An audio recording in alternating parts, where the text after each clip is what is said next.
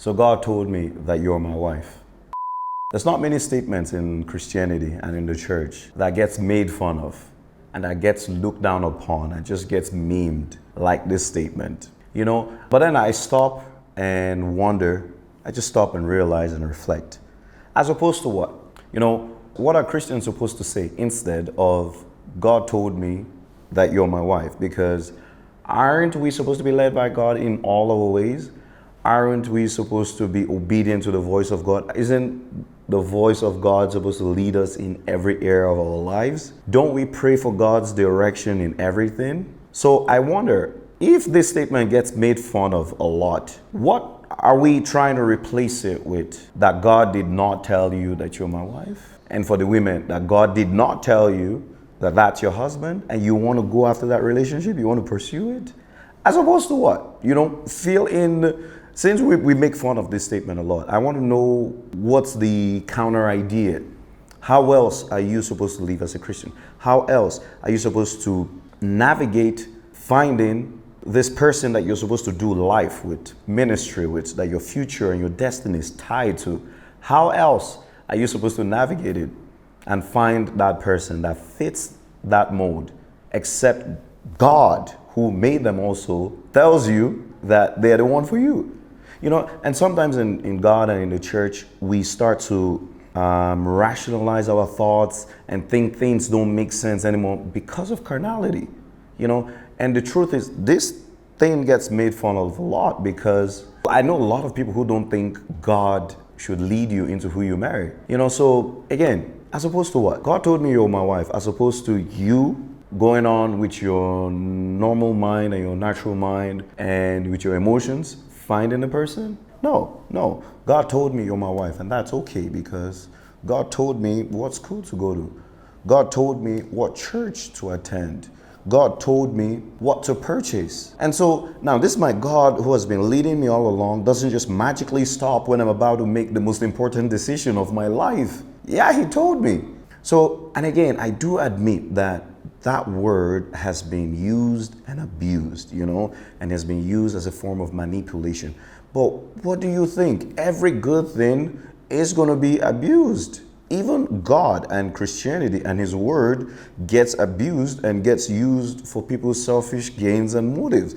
Does not mean there's a problem with God or his institution. It's just that humans will always use a good thing meant for good for their own benefits and for their own evil. And then there's other people who say, God doesn't tell us who to get married to, and God doesn't do this because, if it doesn't go wrong, we'll blame him. How about the kids that God give us sometimes and we manhandle and they turn out a certain way, not as we thought they would turn out? In the same way, can't those same people say, well, God, look what you did? So does that mean God doesn't give people children? Now, God is the gift giver, but he is not responsible for how you steward the gift. So yes, he does give you things. Now, how you steward it, that's your own responsibility. God gives people a job and they misuse it and then they get fired. Do they, at the end of it, blame God? So why is it is just this issue of the spouse where people have just created this crazy doctrine that he has no say in who you get married to, that just go out there, pick anything, because God, don't want to be blamed. God gives people gifts of ministry and all this, and they misuse it. And he lands them into trouble sometimes. Does that mean they are allowed to blame God for giving it? No, he is the gift giver. You are the steward. How he gives it is on him. What he gives is on him. How you steward it and how it turns out is on you.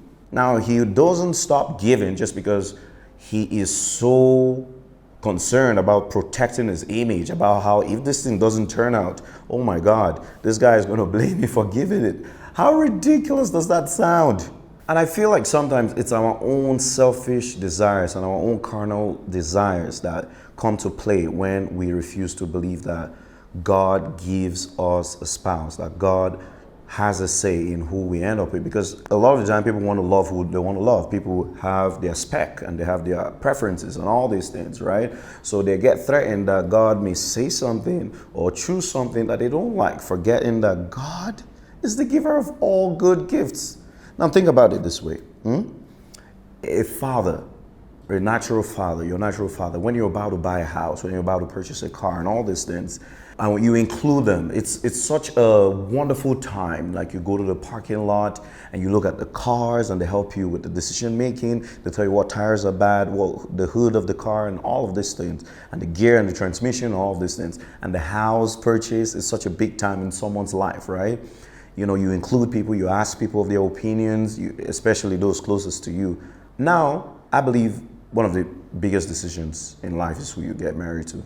Imagine that God helps you in every area of your life, directs you in all your ways, because the Bible in Proverbs 3:5 says, acknowledge me in all my ways, not some, all, and he will direct your path. Imagine you come to one of the biggest decisions of your life and you go, you know what, God, step back here a little bit because, you know, I want to bear the burden of this decision making myself. Come on, man. Do you see how ridiculous this is sounded? Now, I do understand it. You know, it can sound a certain way. God told me you're my wife kind of thing. But listen, he does, I deeply in my heart believe he does tell, and it's through the Bible, he does tell people who to be with. However, how you go about it is very important. I believe you don't just step up to people and tell them, God told me you're my wife. Okay, that's a little crazy, right? I believe God got to tell them too, that's your husband. In as much as he tells you, that's your wife, right? So let's find common ground now. Like, let's not go like crazy, right? And in God's timing, he makes your path cross. And you will get the confirmation and he gets the confirmation that you both are supposed to be together, all right? See, God is intentional, man. He doesn't play guesswork with us. I don't know. Maybe someone by your side. No, God is not like that. Like, God is so intentional about your life, you know, and all these voices and things that people say sometimes is because of their own lived experiences, maybe because of things that they've gone through and, you know, has shaped their way of thinking about certain things. But no, the standard is the standard. Are we perfect? No. Is God perfect? Yes. Is his standard perfect? Yes. You know, so you believe in God, submit your life to him, let him train you to listen to his voice in every other area of your life. The small things in life, because you're not just going to hear this big word from the Lord saying, that's your spouse, you know. You let him take you through life in the small decisions, and then you learn how to hear from him in the bigger things, and he's going to tell you even bigger things, and then you will know. You just know.